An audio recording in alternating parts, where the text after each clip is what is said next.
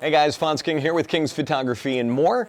Hope you're doing okay with the social distancing. Congratulations to all the students out there for graduating 2020.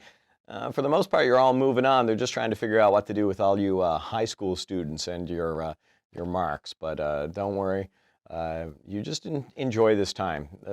Learn something that you want to learn. Anyways, I'm going to do something a little different today, and I'm going to read one of my favorite books. It's Walter the Farting Dog by William Kotzwinkle and Glenn Murray, and the illustrations are done by Audrey Colman. This is a great book. Billy and Betty brought Walter home from the dog pound. Nobody wanted him, said Billy. But we love him, said Betty.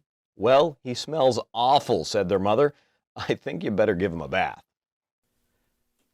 Mother walked in and said, he still smells awful. And that's when they got the first clue, the telltale bubbles in the water.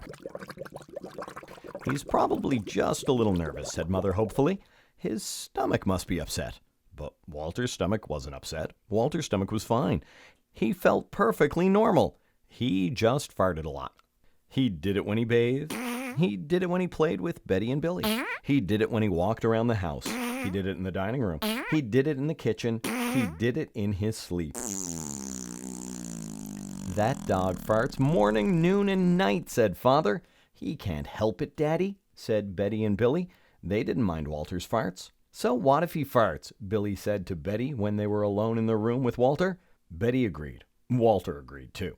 He sat there, looking innocently around, farting.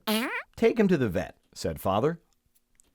Farting, said the vet, or rectal flatulence, as we say in the medical profession, and prescribed a change in diet. They gave Walter every kind of dog food. He farted. They tried him on cat food. They gave him hot dogs, hamburgers, and lettuce and tomato sandwiches. They gave him fried chicken. They gave him rabbit food. They made him a vegetarian. No matter what that dog eats, he turns it into farts, roared Father. Walter got the blame for everybody else's farts, too. If Uncle Irv let one slip, he just went and stood near Walter. Then all he had to say was, Walter, and everyone would look at poor Walter. He has to go back to the pound, said Father. No, Daddy, please, begged Betty and Billy. Don't send Walter away. He goes tomorrow, said Father. They pleaded. Walter farted.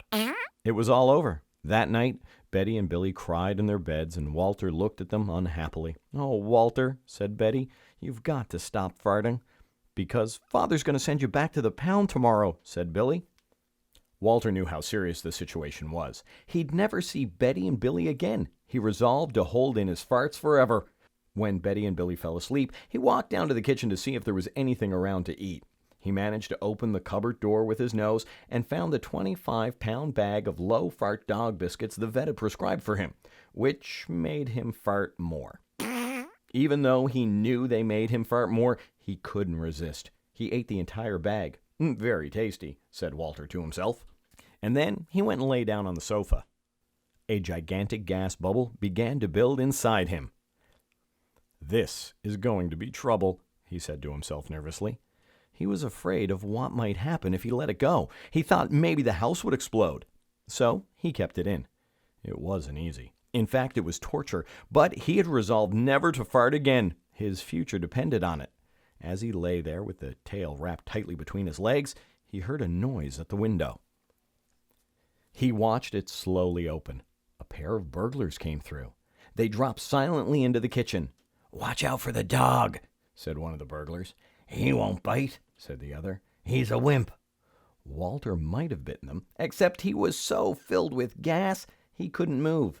They tied a rag around his snout so he couldn't bark. Okay, whispered the first burglar. Let's clear the place out. They took everything they could get their hands on. Walter wanted to stop them, but he was having unbearable gas pains. He rolled on his back and waved his paws in the air. He gnashed his teeth. We've got it all, said the second burglar. Let's go. That's when Walter let it fly.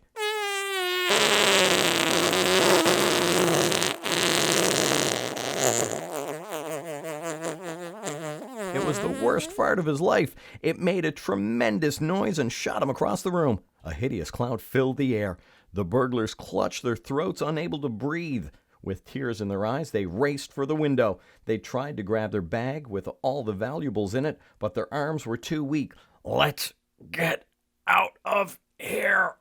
They jumped out the window and ran up the block, choking and gasping for air, still blinded by Walter's attack. They stepped into the headlights of an approaching police car. "Hold it right there," said the policeman. When Father and Mother came down in the morning, they found the window open, and they saw the bag with their valuables in it, and Walter sitting beside it. He still had the rag tied around his snout. You'd have to say he looked heroic. "He saved the silverware!" cried Mother. "He saved the VCR!" cried Father. "Good dog, Walter. You're our dog, even if you do fart all the time." And so the family learned to live with Walter, the hero dog.